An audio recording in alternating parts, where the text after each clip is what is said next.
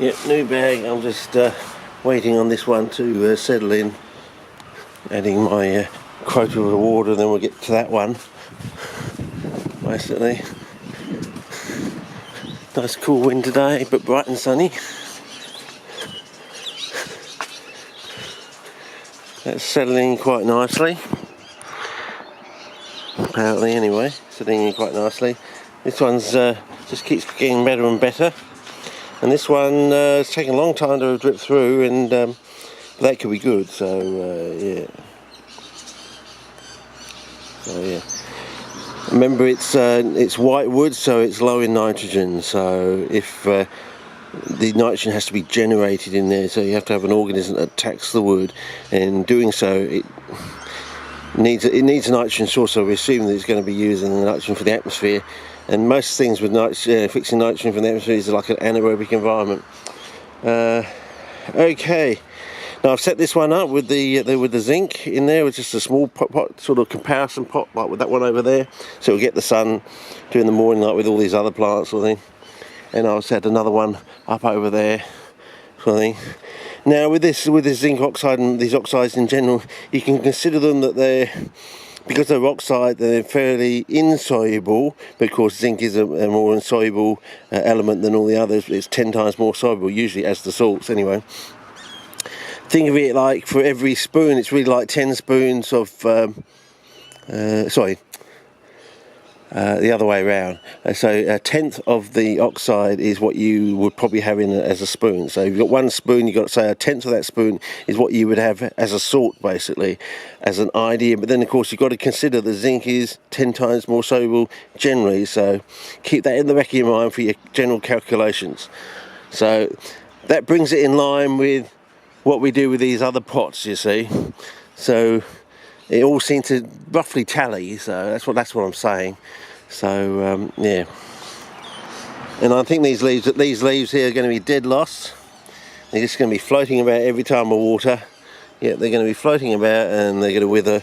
But I think that's I think it's slightly got the impression it's starting to respond. So that's very quick, because as I said before, I can make things happen faster. I've got a bit more knowledge there that I can put into my thesis, so yeah. Whether it's better, this idea of the 2 parts sand, 1 part newspaper say, or white wood.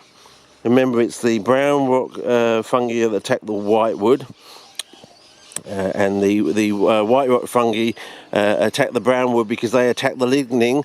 They chew up the brown, leaving the white. Basically, do you get the idea there of what's going on? So. Yeah, it's still looking nice, but it could be better. Okay, same with this one here, looking nice but could be better. But as I said, we really want to do this thing so it self-generates everything. Everything is done self-generated. Whether we can tweak things, so even though it's self-generated, we're putting our scientific foot on the accelerator in a way. So yeah. Anyway, back to the 49 area. So we'll see how we go, but I think this is definitely the one, with the newspaper cellulose underneath the sand. I think that's the way to go. This one here, I don't know what these things are. Having trouble struggling with its roots. Yeah, people will say, oh, it's the tannins, making it hard. It's the tannins in the water in these environments make the roots struggle. And I think, well, that one ain't struggling, so it must be. Is it adapted to it? But look at the flower stalk on this one. Look how thick it's getting. It just keeps getting better and better. So yeah, look at that. But this one, I don't know. How long is it going to take before it greens up? Yeah. Anyway, my jug of hot water should be ready by now. So this is just a short clip. Starting to redden there on the stem down the bottom there, so that's something. I would expect more from this. All the weeds are growing fantastically, but I would like the weed growth from the flytrap. I would like the flytrap to grow like the weeds. I've got it round the wrong way, fellas. I want the weeds to grow more poorly, and I want the flytrap to go better. It's round the wrong way in that pot. But it is a bit of a stinky pot, so yeah. So well, of course we used meat in there, didn't we? Which is, as I said, we think the brown wood is a bit like a peat, like a meat. It's got nitrogen, so therefore in an anaerobic environment down the bottom of the pot, it's going to go off. And that's going to be bad. So that's why we say we want a white wood.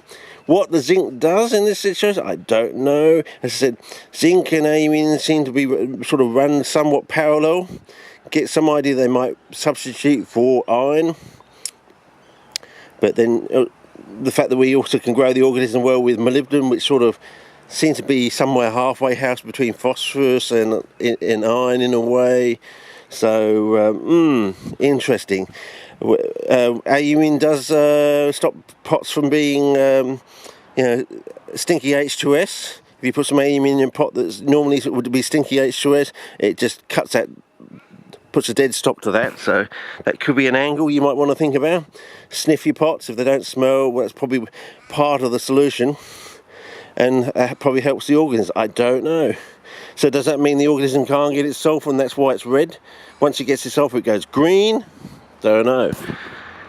Can we test for that? Is there a way we can actually test? Well, I suppose we can. We can put the zinc oxide in there, and we can also add extra sulfur, and then if the organism goes green rather than red, then it would suggest that might be the case. But you'd have to do more experiments from different angles to work that out. But anyway, that's about it for now, I think.